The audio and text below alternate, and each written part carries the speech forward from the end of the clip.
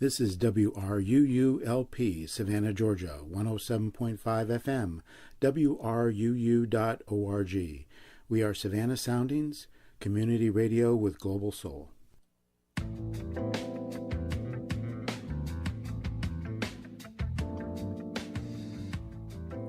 You are listening to One Human Nation with your host, Sandy Batiste.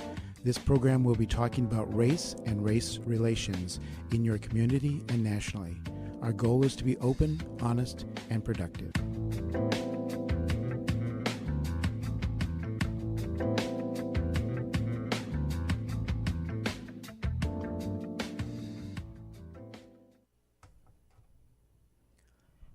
Welcome to the One Human Nation show. I'm your host, Sandy Batiste, and we're going to start our show with our disclaimer that the viewpoints expressed in the following program are not necessarily those of WRUU, its license holder, or its staff. I think it's a good time to point out, kind of as a friendly reminder, that the purpose of the One Human Nation show is to really create a safe environment where we can have a safe, honest, open dialogue about race and racism in this country, as well as what will it take for us to go through a reconciliation process to get to healing, to get to justice. And unfortunately, it seems like there isn't a week that doesn't go by that there's some, I even hate to use the word incident because I don't want to in any way belittle what occurred with the Las Vegas shooting. But I do want to point out that it kind of continuously points out to me why it's important that we have these conversations, because as this information was being relayed as news, one of the things that was basically stated was that it was the deadliest mass shooting in American history. And then it was revised because somewhere along the way, once you start looking at history and you're curious about history, it starts resonating with you that sometimes what we hear as news is really not accurate. And it hopefully opens up the bigger question, well, was that really the deadliest, or what were some of the other massacres, and were they not emphasized because of the people involved? So I'm going to give you some information, and you can do the research and be curious on your own. And I'm going to touch base on this before our caller calls in, just to give us some context that when we hear information now, it should spark curiosity. So this information, it kind of came out all over a lot of the social media that this wasn't the worst mass shooting in the history of the United States. I'm pulling this particular data from Smithsonian.com, and it references several different massacres, one in 1873 in Colfax, Louisiana. And in this particular incident, it stated that at least 150 black men died. There is another example. Again, the resource for this is the Smithsonian.com. States that in 1917, East St. Louis massacre, which was like a white-led race riot, left at least 39 black people dead, 9 white people. As far as what they can document, they're believing, and it's widely believed, because you know how this goes, that there were more than 100 black people massacred that day. There is the information about the 1919 mass lynching that also occurred, as well as the Black Wall Street in Tulsa, Oklahoma, those events, and then it even goes back to the horrific events and the attacks on the Native American population. And so, and it's not in any way to take away the horrific shooting that occurred recently in Las Vegas. But I think what it bears to mind for those of us that are really waking up to how things are painted and the information that we're fed and how we're manipulated, you kind of have to start asking yourself, why is that? And I look at it from, what does it take for us to become one human nation? And part of that journey is really looking at our history and the truth of our history. And when we start trying to minimize or rationalize or whitewash that history, then it really is not going to get us any closer to a reconciliation process, which is a painful process. It requires really looking at some truths, not only about our history as a country, and this is our mutual history, it's about looking at in the inside, internally, and we talk about this as part of the cultural iceberg. What do we really know about other cultures, and what unconscious biases do we have inside that we've haven't really looked at? And sometimes it's just a matter of going through, getting older, and as we become more conscious, we look back on some things that happened when we were younger, and we didn't know why they happened that way. We didn't know, that it was related to race or racism. We just kind of felt like something wasn't right. We knew that something was off, and we might have been aware at a very young age of when things occurred. But wherever you are in your journey about learning about race and racism in this country, it's absolutely critical that you start with your internal process and taking a look inside. And so the guest that we're going to have today, I think it's fascinating to get this person's perspective from being in Savannah and just the journey they've gone through on their discernment process. So I've got several different questions to ask, but on a positive note, because, I've moved back to Savannah after living in Texas for over 30 years, and I see encouraging things in Savannah. And one of those things that was interesting to me was that the City Council of Savannah did vote on the resolution to change the name of the Talmadge Bridge, and that's that requires the state to also agree, which it goes to the state level. But I was encouraged because I know this is not the first time that Savannah has gone through this process of trying to get the Talmadge Bridge renamed. And I'm not going to bore those of you that are not familiar with, all of the impact of the bridge being named for the current name that it has, but it speaks to kind of the deeper issue that's going through a lot of communities as far as renaming or trying to tell the full story of things that have been a part of our history, where we're seeing one side of the history, and what impact does that have to people on the other side of the fence. So wherever you are on your journey, whichever community you're in, and that's our caller, I'm going to take the call and have you go on break. So hold.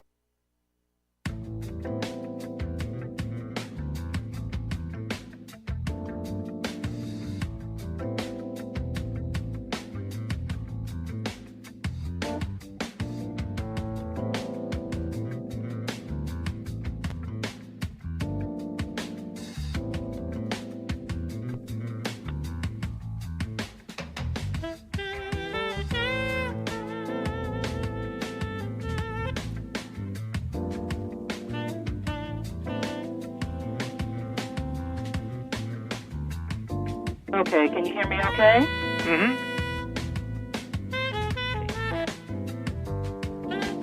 there's a bit of an echo. There we go.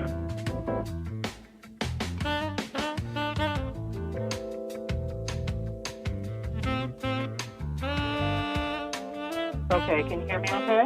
Yes. Okay, we're good to go. Oh, how's your day been? Oh, a little crazed, but that's normal. Thank you for taking the time to call. I guess no further ado, we can start live if you're ready. If there's anything you need to touch base before we do that. No, whatever you want to do. Okay.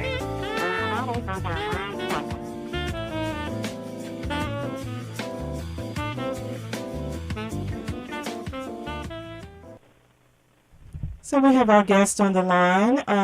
Father Willoughby, can you hear me okay? I can. I'm making a little bit of adjustment on my end. Okay. I think we're good to go. Well, welcome to the One Human Nation show. Thanks for taking the time out to give us a phone call and share some of your insights.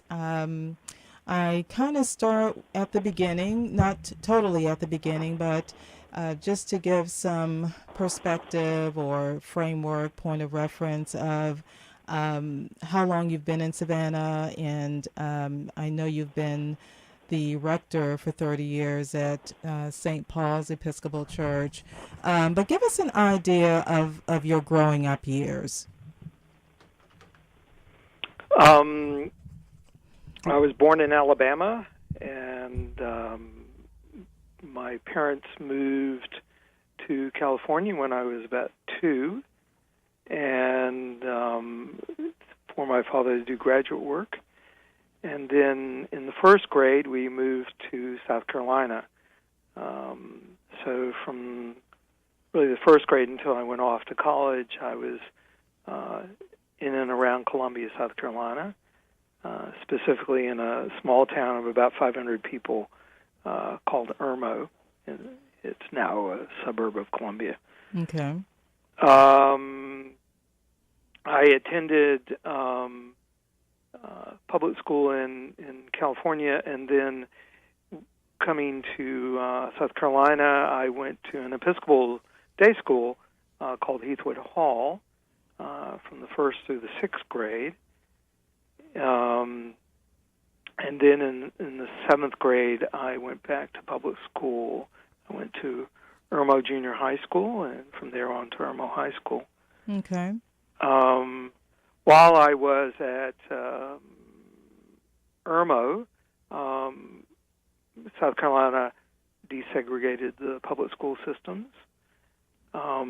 The Episcopal school I had already attended was already integrated. And so, it was, in some ways, it did not experience a lot of change going from Heathwood to Irmo.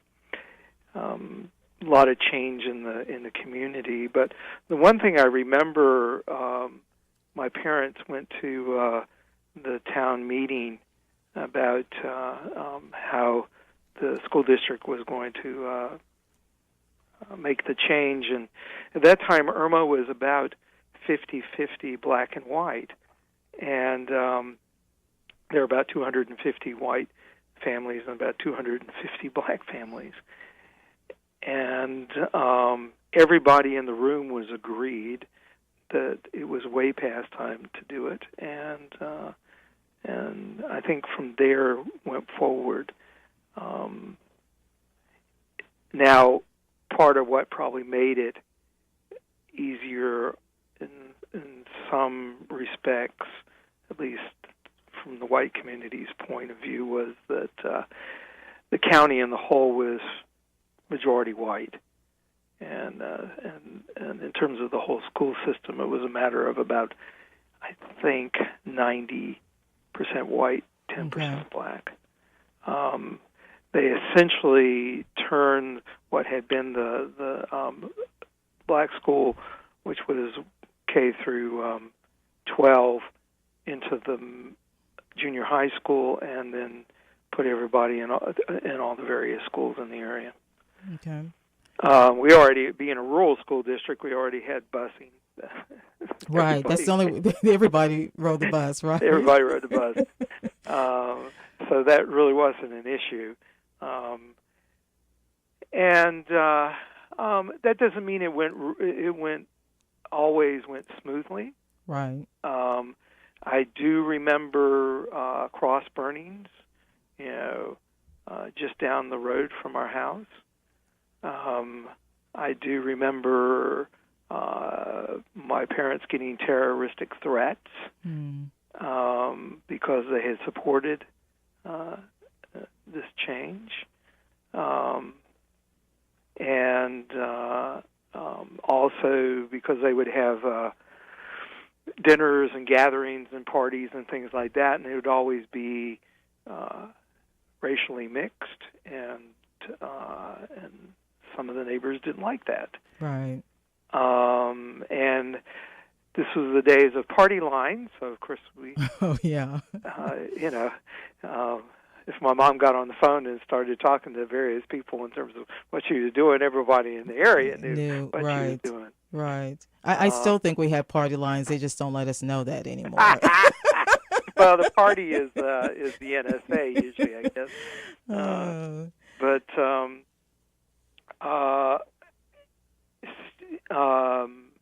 there were a few dust-ups and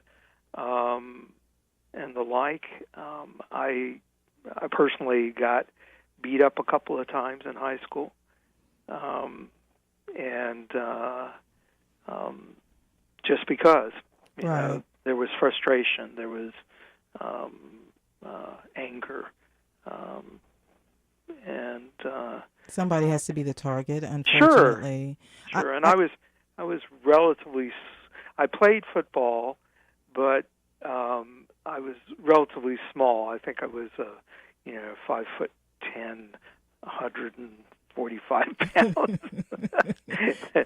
and a running back. So let's jump that guy. He one time I got jumped in the stairwell, and another time I got jumped in the parking lot, and I just kind of balled up and took it, and that didn't give them a lot of satisfaction. So they kind of let me be after a while. I do want to ask you, Father Willoughby, because there's something you said that kind of it's something that seems to be, I don't want to say a trend in what I see as far as how the relationships between blacks and whites was different depending on whether you lived in a rural area or an urban area. And I think one of the things that I see in Savannah and growing up in Savannah, even though there was racism, and we talked about this a little bit off the air, was there was more of a symbiotic relationship. Yeah. And so, if can you speak to? I think it was your grandmother that coming out of the Depression or during the Depression. Right. Well, my grandmother lost her husband in 1936, and she had just built a new house on our farm in West Alabama, and he had been a civil engineer, and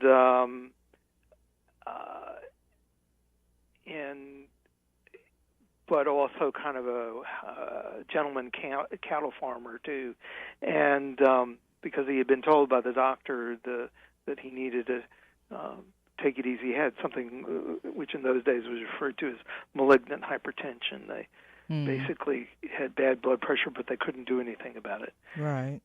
And before they actually finished the house, he died. And so my grandmother ended up being on the farm on her own. And in the Depression, there wasn't a lot of money, but she did have the land, and she had a couple of houses on the property. And what she did was she offered two of the houses to two families in the area, one which was known as the Cook family, and they actually ended up being her cook, and they got the house and a garden, and then there was another family that got a house and the garden and helped run the farm.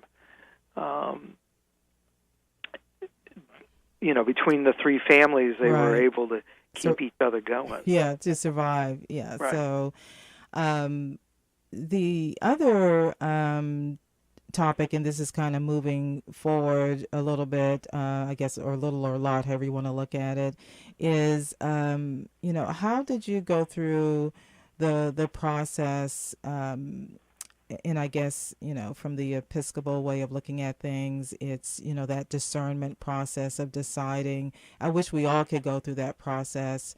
And what struck me in talking to you and going through that process, there in going to, whether you're going to go through divinity school, that kind of deal, there's certain questions that you start asking about the why, and what your purpose is.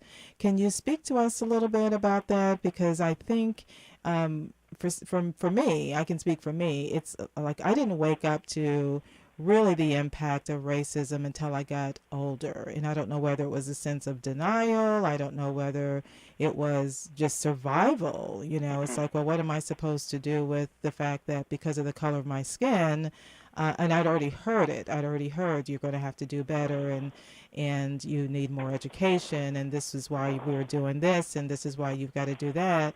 But, what was it about going through that process that helped you through the steps you took or the journey that you took to be, where you are now, which is, the rector of a church for the past 30 years?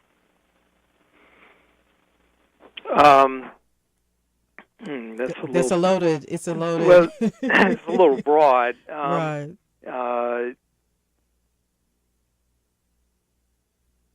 What, of course, anyone who goes into the ordained ministry has to discern is whether one has a call to that particular work. Everybody has a ministry by virtue of their baptism. But the question is, do you have a specific call to the work of ordained ministry, which is a ministry of leadership? It's a ministry of encouragement and enablement. The church has been at the very heart of my life since I can remember. The advantage I had in the parishes I grew up in was I don't ever remember not being in a racially mixed congregation. Okay. So it seemed odd to me when I went to congregations that were, all white or all black. And of course, most of my experience of all black communities were religious communities were through people that either worked for members of my family or with members of my family, and they were generally either Baptist or Pentecostal, which was a wholly another different way of engaging. Although my mother came from a Church of the Nazarene background, and all her sisters were still Church of the Nazarene when I was growing up. And in fact, she made an agreement with her sisters that when I came to stay for a couple of weeks in the summer with them in Atlanta, because that's where she grew up, and she's the only one they ever moved away. I went to the 8:00 Mass at the local Episcopal church, and then I could attend the First Church of the Nazarene at 11:00 with them. She did not want that piece taken away. And in fact, the church that I attended in Atlanta was racially mixed too. the Episcopal Church. So that always just kind of, at least in the back of my mind, was a very odd phenomenon. I wasn't ever able to kind of put a framework to it until I heard Dr. King's observation that Sunday is the most segregated day of the week in the South, and that kind of woke me up to a reality that I was not really that aware of. I went to university in Chicago, to the University of Chicago, and originally I went there to do a degree in physics. And one thing led to another, and it was actually a physics professor that kind of said to me, the questions you're asking in cosmology are not going to be answered by physics nor philosophy. It's only theology that's going to really address those questions. I don't necessarily want to lose you to the program, but I think something else may be pushing you in another direction. Interesting. So I started taking advice, and one of the great advantages of the University of Chicago system is that you had regular meetings with your professors, and the classes were small, and there was cross-fertilization in various disciplines too, so that he kind of directed me towards some people in the divinity school, particularly in the early Christian literature department, and I started taking classes in early Christian literature, and that led me to kind of decide, well, maybe I should explore medieval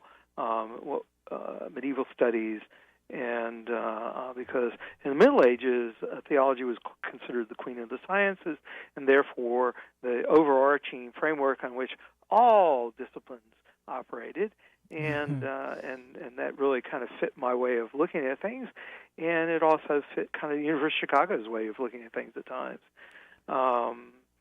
So I ended up in the Committee on British History, partly because I'm an Episcopalian, and I was familiar with British history, and I enjoyed British history, but I concentrated on the medieval studies part of British history. Although if you do that particular thing, you have to do a broad course from what we used to say from Beowulf to the disenfranchisement of the House of Lords. So within that kind of educational context, and education has been a very important piece in my family's identification. I'm probably the sixth generation of university-trained members of my family. Whereas my mother was the first in her family ever to go to college. Okay, so that kind of is leading me to this other question that. We talked a little bit because I mentioned, moving back into Savannah, there were like two hot topics that seemed to be for whatever reason coming across my radar. And one was the public school system and seeming to be kind of I guess a decline in the public school system. And then the other is, the recognition, or it seems like there's more concern about the crime in Savannah, which I'm doing more research on that because it's kind of relative to what. And I think some of this can be driven by fear. But one of the things that you mentioned to me was the intention. It was intentional for your children to attend the public school system. So can you speak to that a little bit? Just kind of what was your thought process behind that? Well, before I came to Savannah, I was actually the assistant head of school of St. Hilda's and St. Hugh's, and the chaplain in an Episcopal school in New York City. And while I was there, I started work on a degree in doctorate in education. And came to Savannah, kind of put that on the back burner a little bit, and addressed various issues around the parish and the like, and so, but eventually did finish the degree,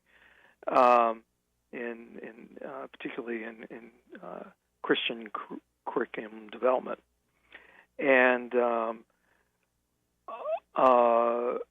but education is very much a concern of mine, and in the sense that it's probably the most important thing that one can focus on, I think, as a parent. But I think I think there can be a tendency out of fear to get it wrong about that. Mm. The first question you have to ask is, what's the makeup of the community you live in? And of course, Savannah is a majority black city, and the school system reflects that. The public school system reflects that. The private schools in this town don't reflect that. And so my wife and I made a very conscious decision to send our children to public school system, making sure that we kept on top of their educational opportunities. Right. And because one of the things I learned as an administrator was that if you, not in a belligerent or a demanding way, but in a really kind of cooperative and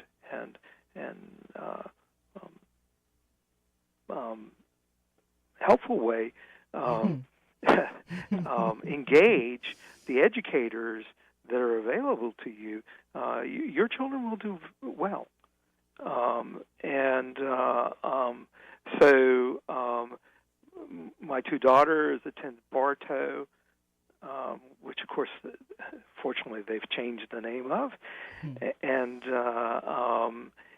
and my son attended Jacob G. Smith, which was in the neighborhood school where we were at the time, and they went on to Durin Middle School, and from there one went to Jenkins High School, and two went to Savannah Arts. The basis they got in elementary and middle school is almost often the most problematic piece in any system. I was a middle school principal at one point. I love middle school, and it is probably those who have a gift for it. I thank God for daily, and we were very fortunate in having not only a principal but a faculty at Durin at the time that was really believed that all the children that attended that school should have enriched education, whether they are a quote neighborhood or another time I think they call it gifted, and the like, and so I wanted to support that, and my children went on to have Hope Scholarships and went to the University of Georgia, all three of them on Hope Scholarships, graduated magna cum laude, summa cum laude, and summa cum laude. So, and they got to go wherever they wanted to for graduate school. One went on to George Washington University in public administration. Another went on in historic preservation at Tulane in the School of Architecture, and another is now presently at Princeton in the School of International Studies. So I have nothing but high praise for what is available in the public school systems in Savannah, and for the teachers that I've known, most of which are parishioners, but I've also gotten to know other teachers too through them.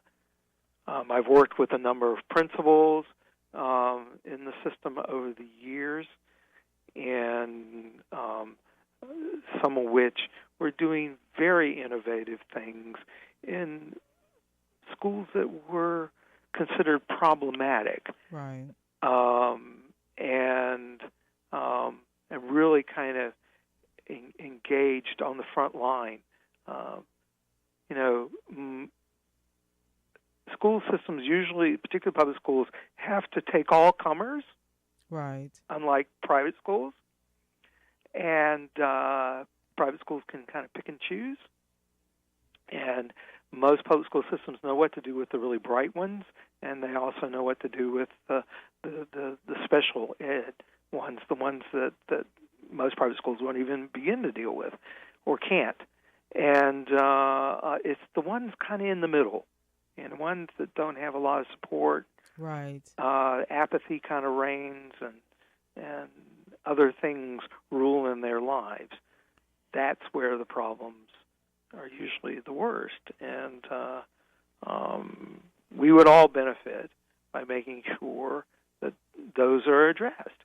Right. The other thing, the final thing I'd say is that I wanted to make sure that my children were comfortable with the culture and society that they were living in. Okay. I don't see how that could happen unless you go to school with the majority. I totally agree with you. And Father Willoughby, I realize I need to take a little break. Can you believe? Already? We're already past the 5:30-ish mark, and I just looked at the clock. Okay. So if you can hold on, I'll be back with you and get some more insights on the Savannah culture is what I really want to talk about, and get your thoughts about how we are going through our journey of reconciliation here in Savannah. So if you can hold on, and I'll be right back with you. The Junior League of Savannah hosts its annual thrift sale on Saturday, October 7th from 7:30 a.m. to 3 o'clock p.m. at the Savannah Civic Center, 301 West Oglethorpe Avenue, Savannah. To find out more, go to j-r-league-s-a-v.org or call 912-790-1002. If you enjoy our programming on WRUULP, please support the station with a donation. As an individual, you can give any amount, become a basic station member, or become a serious fan of the station. To check out membership rates and to donate to the station, go to www.wruu.org/individual and select to donate monthly or subscribe to an annual membership. Again, to donate, go to the station, go to www.wruu.org/individual and select to donate monthly or subscribe to an annual membership. Thank you for listening to and supporting WRUULP. So we're back with our guest. Father Willoughby, are you there? I am. Okay, so it's fascinating to me coming back to Savannah after being in Texas for a number of years, and the culture, for one of the reasons you stated, is very different because there is a majority population of African Americans. But that does not, from what I've observed also, does not mean that African Americans are the dominant culture, even though we are the majority culture.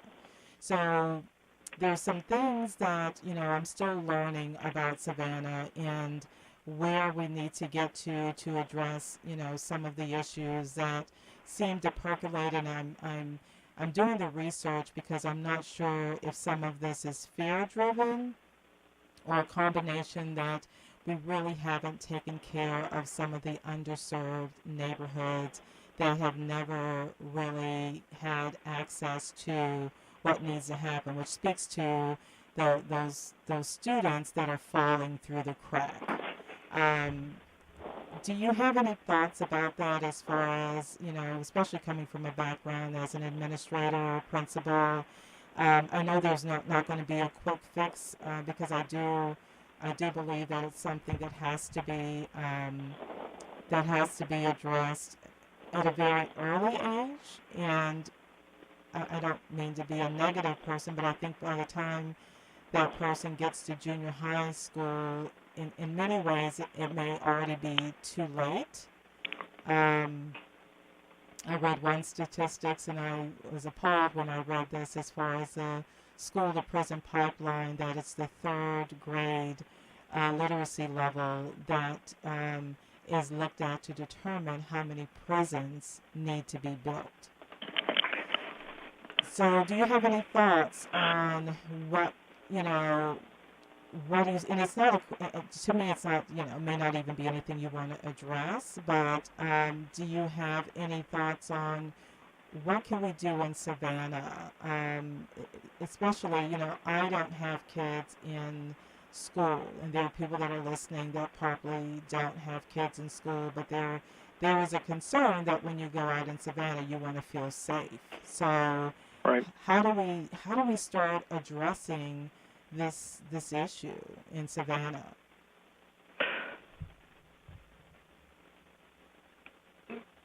And you I really think that the literacy issue is a primary of primary concern. There is a coalition that has come together that it goes under the moniker of Get Georgia Reading Campaign. Mm-hmm. And it has its own organization, but it has brought together a whole series of people to address this issue, and it's about getting all children in Georgia to be on a path to reading proficiency by the end of the third grade. Oh, good. Okay. Yes. And I can't hold this up enough. It's had some amazing results, and I hope to God that Chatham County will be right at the center and a leader in implementation of this program. I saw, in terms of my own children, some amazing stuff with regards to their second and third grade teachers. And I can think of one particular with my son that was her goal by halfway through the second grade to have her whole class reading. Right. Now, this happened to be an African American woman who was just passionate about this, and she was gifted with regards to that, and every one of her classes that came out were all had very high proficiency ratings. I do agree with you. That was something that was so critical for us growing up, my family, the whole, going to the library, having books, and Yep. we had my parents invested in a monthly book club. I don't know what it cost them to do that, but every month we got a book to read. Mm-hmm. And, they didn't care what the book was about as long as we had something, of course it was Sure. all child appropriate, that kind of deal. But like my brother, all of his books were sports related, Right. So it was like whatever it was to hold our interest, that's what they, it was critical for us to read. And I grew up in a different denomination, and part of that was you read, Right. at Sunday school, you read out loud, you learned. Right. Well, one of the things we know nowadays is that that issues around reading proficiency and language go way back. They start with the child, and they start with nutrition. They start with engagement, and there's such thing as language nutrition, which is how do the parents talk to the child, right? And do the parents read to the child? and what's the access that one has to a positive learning and climate, and before they walk through the door. Right. And, I have a number of former kindergarten and first grade teachers in the parish that said oftentimes the hardest thing they had to deal with was that as the children were coming through the door, some of them lived in a desert environment with regards to all that. And and Get Georgia Reading is really attempting to address those issues, as well as give the teachers support and preparation for effectiveness too, and that though all those pieces need to be in place, and they need to be part of how we address the issue here in Georgia.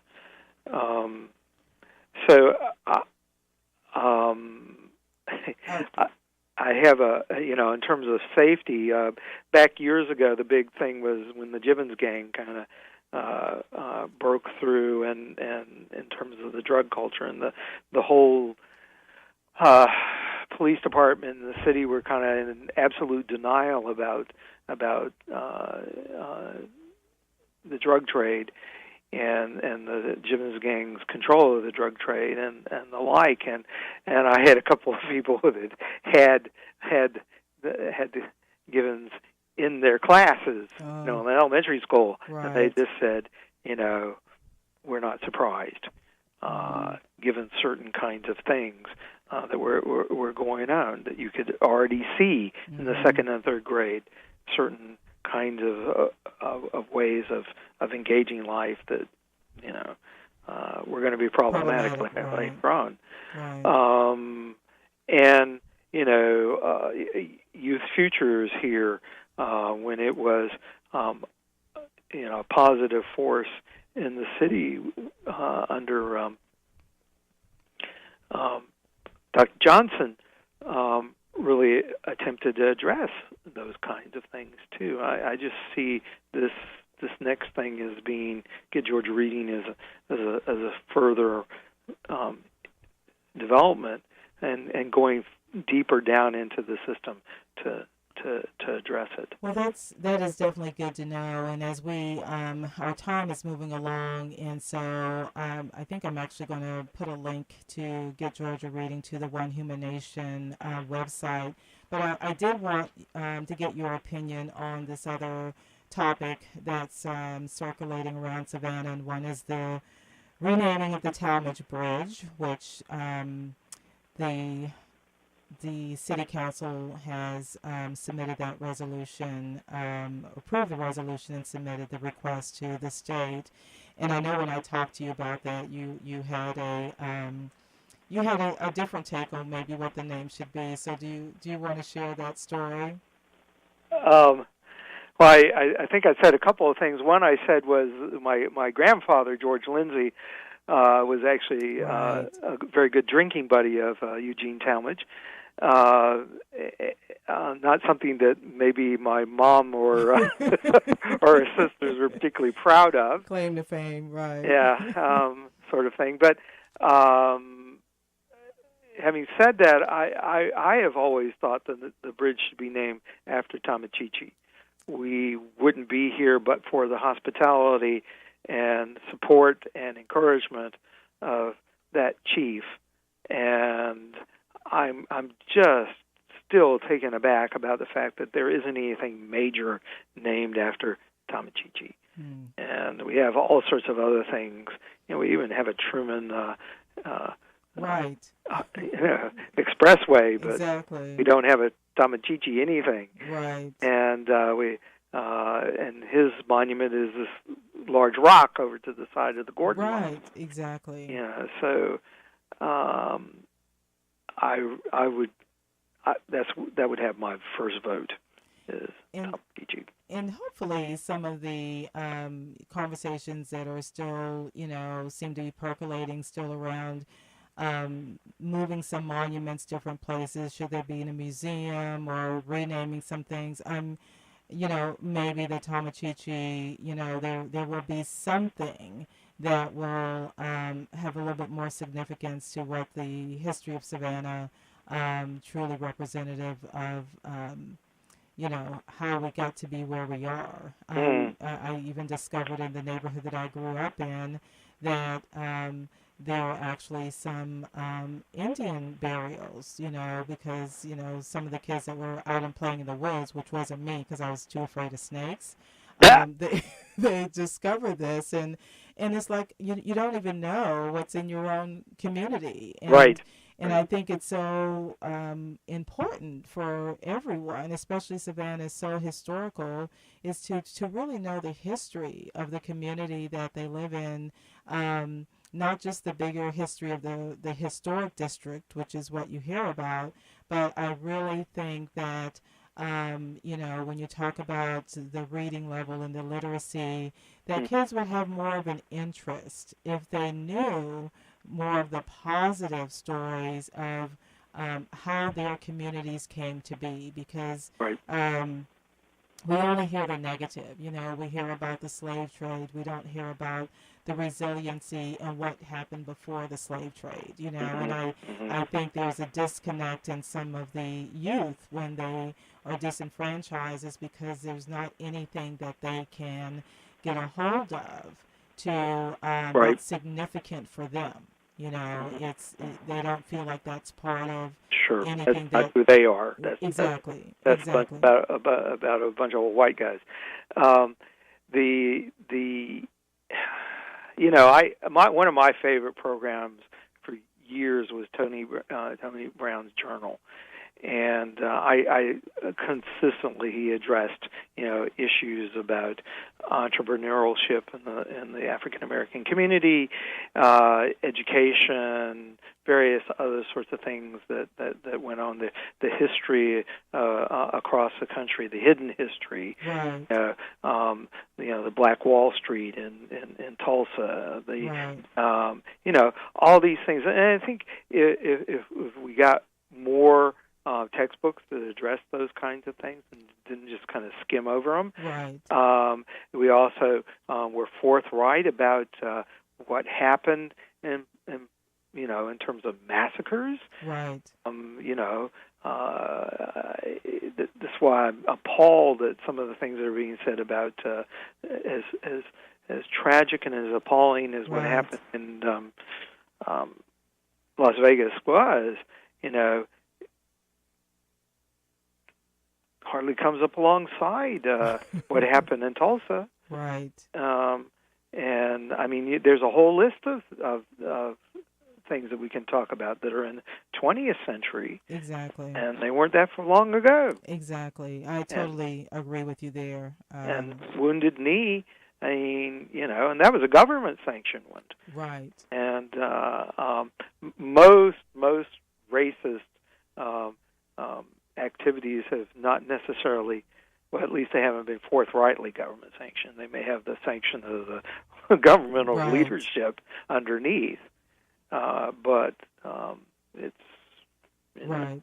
I totally agree with you, and I still can't figure out why we have what I consider to be a domestic terrorist organization like the KKK that can still exist and be in business in this country. But that's a whole other story for another show, because we are actually running out of time. But I do want to give you the opportunity on some parting words, anything that you want to share kind of as your wrap up of what you would encourage people to do that are really, struggling with everything that they're hearing and being exposed to and waking up to. What are some of your closing thoughts? It's very easy for all of us to objectify each other, to say, well, those people. Right. And whenever we find ourselves saying those people or thinking that we need to stop and reassess and remember that we are all children of God, and that the same loving God who created me created them. Right. that's the only way we're going to break through the walls of separation, is when we begin to see that truly we all share the same DNA. We all are one children of a loving God. And when we can begin to really understand the depth of that insight, right, our communities will change. And the fear factor will be transformed.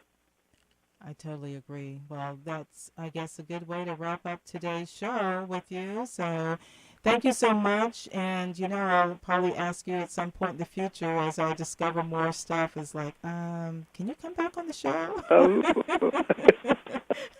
But I'm really... It would be my honor. Yeah, I'm really intrigued with the things that I'm learning about Savannah and just kind of getting acclimated to the different cultures here, not only the African-American culture, but there's a richness in Savannah for being a small city that is, to me, is very unique. And I encourage people to continue to be curious about that. But Father Willoughby, thank you so much for your time and your insight and sharing your thoughts with the One Human Nation show. My pleasure. Thank you. Bye-bye. Bye-bye. And remember, the viewpoints expressed in the preceding program were not necessarily those of WRUU, its license holder, or its staff. So we are at the end of today's show. Thank you for listening, and I do encourage you to listen to the recordings and check out the information that's posted at the One Human Nation website, and that's onehumannation.info.